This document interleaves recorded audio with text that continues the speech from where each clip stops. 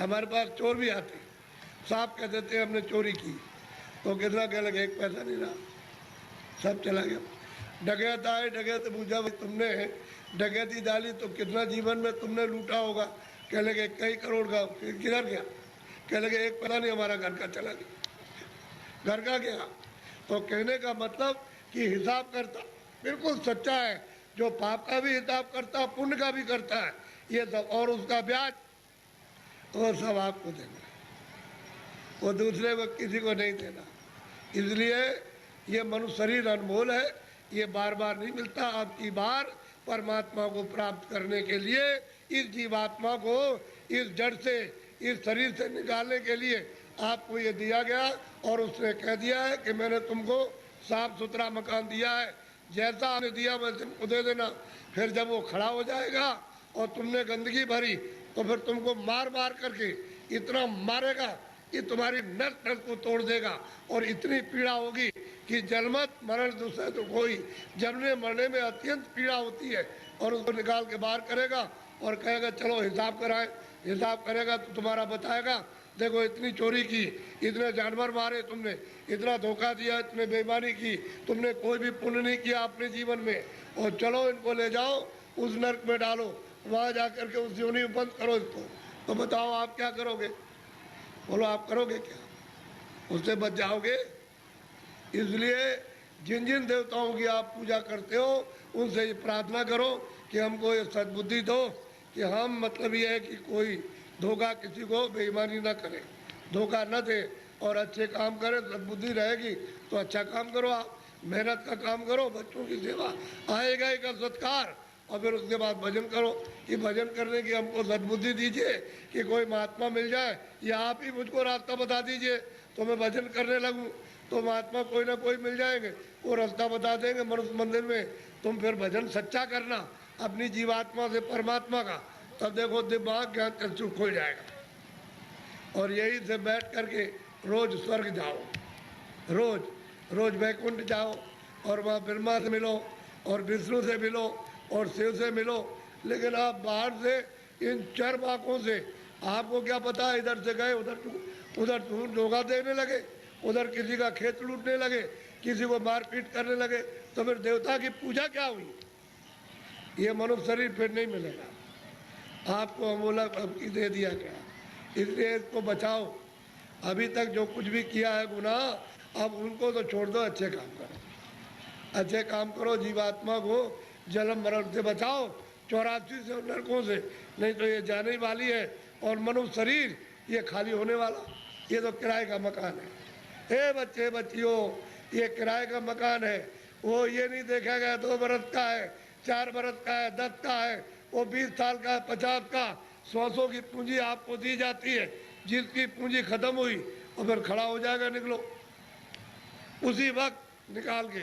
तुमको खेत में रहोगे, खेत में, बाहर रिश्तेदारी में आ रहे रास्ते में, वहीं पर उसी जगह पर सो रहे हो, उसी जगह खा रहे हो, पूंजी खत्म हो गई, उस जगह निकाल बाहर करें।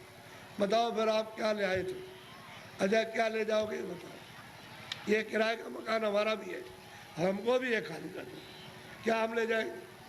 हमारा ये भी नहीं जाएगा, इसके साथ कुछ और जाएगा, एक सुई की नोक नहीं जाएगी। जब ये नहीं जाएगा, वो सामान तो वो पड़ा, ये पड़ा, इसको उठा करके उधर जंगल में फूंक देंगे, उधर ले जा करके, तो न ये सामान मिलेगा और न ये उससे मिलेगा, न ये उसको देख सकता है, न सामान इसको देख सकता है।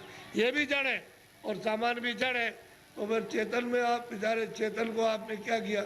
गड्ढे में डाल दिया। इस चेतन की पूजा तब होगी जब चेतन को जगा लो, जीवात्मा को जगाओ, और दरवाजे पर दोनों आंखों के मध्य में जाग जाए, उसकी गंदगी दूर हो जाए, तब परमात्मा की पूजा करो, तब मिले। सुलभ है, सीधा है, आसान, सब कर सकते हैं, स्त्री बच्चे पुरुष, खेत में खलिहान में, घर में, सुबह और शाम। तुम 1 घंटा समय नहीं निकाल सकते हो 24 घंटे में परमात्मा को प्राप्त करने के लिए, और बस इसी में समय सो करके और खा पी करके बिता रहे। ये धिक्कार है ऐसे जीवन का। तो देवी देवताओं से जिनको आप मानते चले आओ, उससे प्रार्थना करो कि हमको सद्बुद्धि दीजिए कि हम भौतिक चीज़ें समझ सकें, और फिर अपनी जीवात्मा को जगाने के लिए कोई ऐसा रास्ता हमको दिखा दीजिए, सुझाव हमको दे दीजिए, तो हम वहाँ पहुँच जाए, वहाँ रास्ता पा करके रास्ते से निकल जाए। तब ये जीवात्मा की गति यानी होगी छुटकारा, तब इसको छुटकारा होगा, तब मुक्ति और मोक्ष मिलेगी।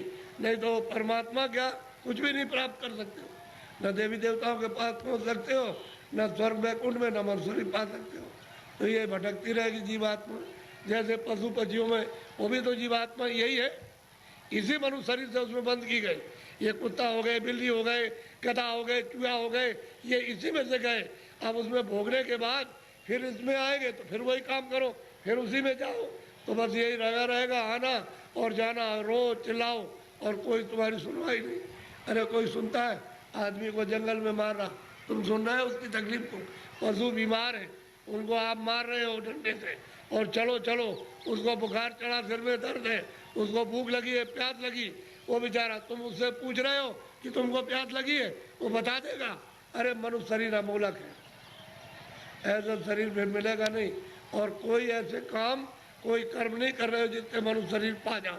जो भी कर्म करते हो मनुष्य शरीर से नीचे जाने के, चारों खानों में जाने के और नरकों में जाने के काम कर रहे हो, तब आपको उस समय पर कोई बचाएगा नहीं।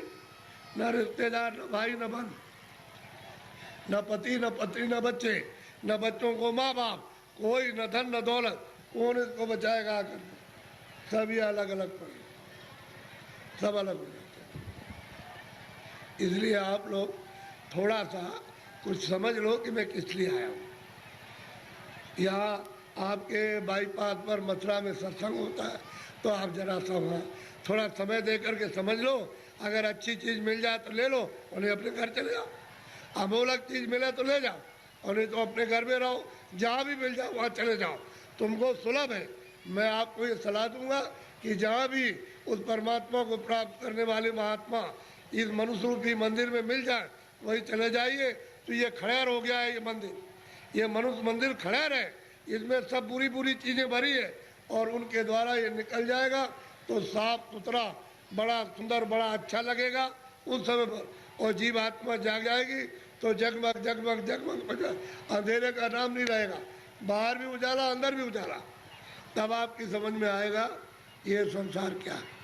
नहीं भूल भुलैया है, ये छाया, क्षमा करना, ये छाया से लड़के छाया, स्त्री छाया, पति छाया, ये मकान छाया, जमीन छाया, ये पशु छाया, छाया, इसमें से जीवात्मा निकाल दी तो ये पड़ा हुआ क्या करोगे? छाया का रो रहे हो, मेरा बच्चा है, मेरा पति, मेरी पत्नी, मेरा माँ, मेरी बारे। छाया किसके लिए होते? छाया के लिए। उस जीवात्मा के लिए रोए, उसके लिए सोचा कि इसके अंदर कौन है।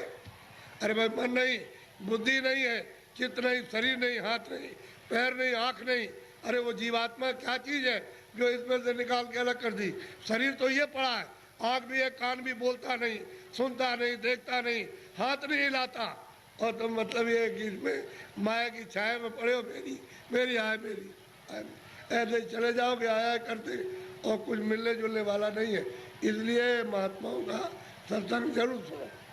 वो ये नहीं कहते पूजा करो आप तीर्थों की, लेकिन उनसे प्रार्थना करो हमको सद्बुद्धि दो, सद विचार दो हमको, और हमको अच्छे कर्म का रास्ता मिले। हम चोरी चमारी इसको बंद कर दे, हम झूठ बोलना, धोखा देना, बेईमानी करना, हमारा काम, हमारा क्रोध, हमारा लोभ, हमारा मोह छूटे। और हमको कोई मिला दीजिए किसी से जो मनुष्य शरीर में आकर रास्ता बता नहीं, आप बता दीजिए। देवता से कहो आप ही बता दो कि ये रास्ता जाने का है भगवान के पास। अगर नहीं बता सकते हो तो फिर किसी महात्मा से मिला दो। हमने इसलिए तुम्हारी पूजा की हो, तुमको माना कि हमारा आत्म कल्याण हो जाएगा, जन्म मरण से बच जाएंगे, 84 नरकों से बचेंगे। अगर देवता नहीं तो खोज करो महात्मा। मैं किसी को कुछ कहता नहीं, समझ लो अच्छी तरह से सत्य बात। उसको मछली रहती है, कछुआ रहता है उसी में, जीव जंतु उसी जमुना जी में, उसी गंगा जी में रहते हैं। तो आपको ये जानना चाहिए, आप वहाँ जाते हो स्नान करने के लिए तो पाप आपका धुल जाएगा। पाप तो यहाँ जमा है, यहाँ तो पानी नहीं जाता, यहाँ अग्नि नहीं जाती है। तो ये बताओ कि तुम जब यहाँ, वो कैसे धुलेगा? वो गंगा पानी समुद्र का या तालाब का या कुएं का वो धो नहीं सकता, तो यहाँ जमा है इस जगह पर। अब ऐसा गंगा स्नान, वो गंगा उसमें स्नान करने वाले महात्मा मिल जाए और आपको दिव्य गंगा में, दिव्य जल में स्नान करा दे तो जीवात्मा तब ये निर्मल हो जाए, पवित्र हो जाए, स्वच्छ हो जाए, तो ये जाग जाए, इसकी आँख खुल जाए। अब इसमें नहाते हो, फिर चोरी क्यों करते हो? इसलिए करते हो कि जमुना में हम नहा लेंगे तो हमारी फिर चोरी माफ हो जाएगी। चोरी वोरी माफ नहीं होती, वो तो यहाँ जमा, यहाँ पानी नहीं जा सकता। ये तो शरीर के नाके पर, जीवात्मा शरीर में नहीं है। जीवात्मा शरीर के बाहर, ये यहाँ नहीं है, नाक में नहीं और मुंह में नहीं है, हाथ और पैरों में नहीं, ये दोनों आंखों के ऊपर बैठी हुई है। बस ऊपर में गंदगी उस पर डाल दी, इसलिए रुकी पड़ी हुई है। गंदगी को हटा लो, बाहर निकल जाए, छोड़ दे उसको मकान को, जीते जी छोड़ दे। इसलिए आप लोग थोड़ा सा अपना कभी कभी समय, जब ये सुना करो कि यहाँ बहुत भीड़ लग रही है और बहुत लोग आ रहे हैं, तो जरा से चले आए और सुन लिया और देखो आकर के कि मैं कैसी पूजा आपको देवताओं की, और फिर उन देवताओं को देखो कैसे आप देखते हो उनको अपनी आंखों से, तब तुम्हारी समझ में